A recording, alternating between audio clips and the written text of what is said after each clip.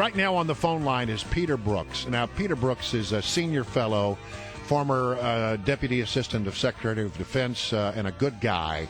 And he's here to talk about what's going on in Ukraine right now. Peter, good morning to you. Good morning. Brian and Dan Bongino here with you. Here, I want to start out first. But I think a lot of people here, we hear there's fighting in Ukraine. Yeah. So just on the first level, help us understand what the fighting is about and why we should care. It's really about it's the battle of Ukraine. It's for the heart and soul of the country. Ukraine is a strategic country in Eastern Europe, about 45 million people, and the challenge here is that the country is divided between the West and the East. The eastern part of the country, they speak Russian there. They look towards Russia. They have they have stronger ties towards Russia. And the western part of the country wants to look towards Europe. You know, after the Cold War, 2 decades after the Cold War, they feel they're more Catholics in the eastern part. It's more Orthodox. And 3 months ago, there was a deal with the European Union. You know, Ukraine's economy is a mess. I mean, the country is basically in default and bankruptcy. And the government, which currently looks more towards Russia, has closer ties with Russia, the government of Yanukovych, quashed that deal and decided to, stay with Russia and take money from Russia instead of opening up the economy and integrating itself a little bit more with the European Union. So the clashes are between the government, which is more, very close ties to Vladimir Putin. That's right. And these Western-leaning activists who want to change the way that the government operates. It's more than that, too, though, Brian. Besides the economy, which is a major issue for them, there's also issues of corruption. Right. There's issues of democracy, presidential powers. A lot of it has to do, like I said, looking east or looking west, but there's also other practical issues on the ground. The economy needs to get going. People are unemployed and need to put bread on the table. All right, so here's the next question, and then, Dan, I'll hand it over to you. Should we get involved here?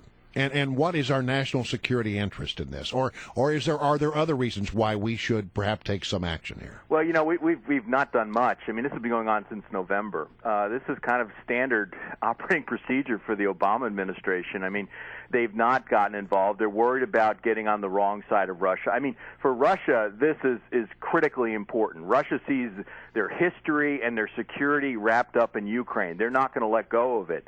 And this administration's been involved with what they call a reset policy towards Russia, which I call a regret policy because it's gone so badly. And they've sat on the sidelines. Other than some weak rhetoric, they talked about sanctions. They didn't do much. Of course, the Europeans didn't do much either, Brian.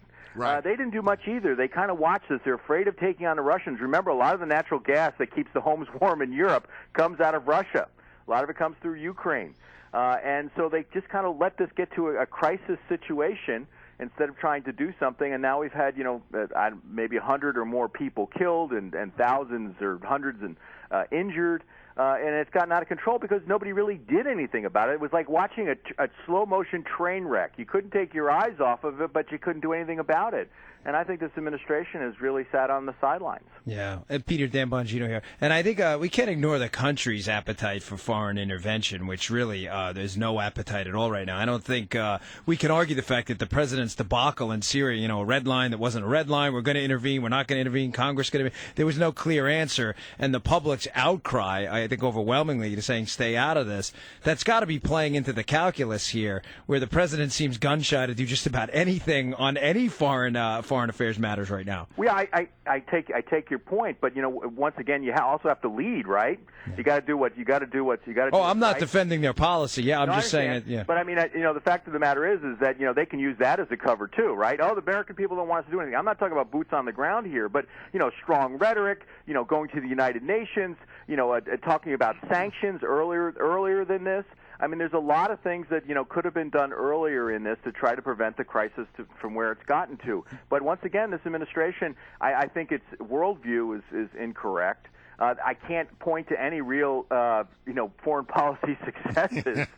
But don't worry, Peter, because the vice president is on the job. Old lunch bucket Joe Biden is handling this matter for the administration. Yeah, well, if you like Iraq, you're going to like Afghanistan. I mean, that's the next problem. Look at Syria, 3.5 years. 140,000 people dead.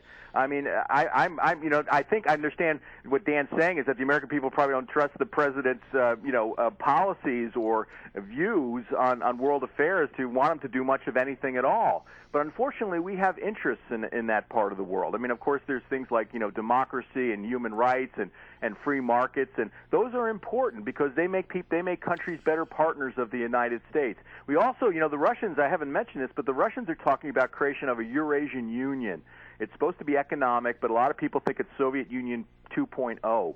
And Ukraine is a critical part of that. So they're worried about it falling into Russia's orbit, becoming repressive, becoming like Russia, and then you're setting up another East-West Cold War sort of situation down the road. I mean, Ukraine is the breadbasket, right? Yeah. And it's also where it's the only access to the water, right?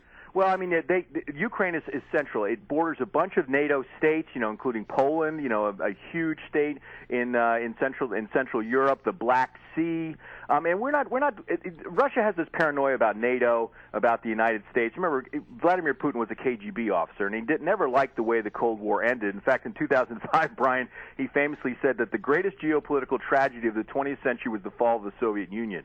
Now, that didn't make my list, but it's certainly at the top of his list. So he sees that as critical. Ukraine is critical. The Nazis came through there during World War II on the way to Russia.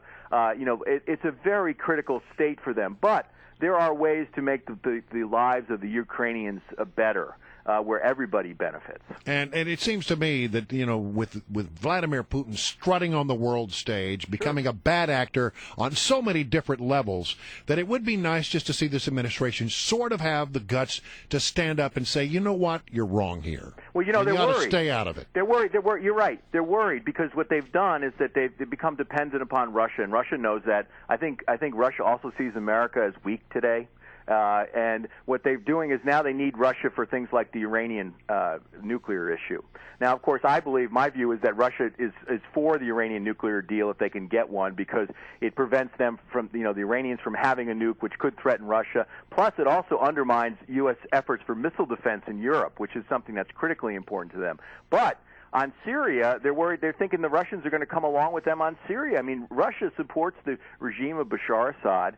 It's critical to having Russian support for any sort of international deal that might end the terrible bloodshed that's going on there. But Russia has bucked us all the entire way. And the idea that they're going to come around, I mean, even John Kerry, the Secretary of State, recently was talking about how Russia's doing nothing to help the situation by supporting the regime. They're hoping that, gee, if we're just nice to the Russians, they'll be nice to us and help us solve all these international problems. Peter Brookes, always a pleasure. Thanks.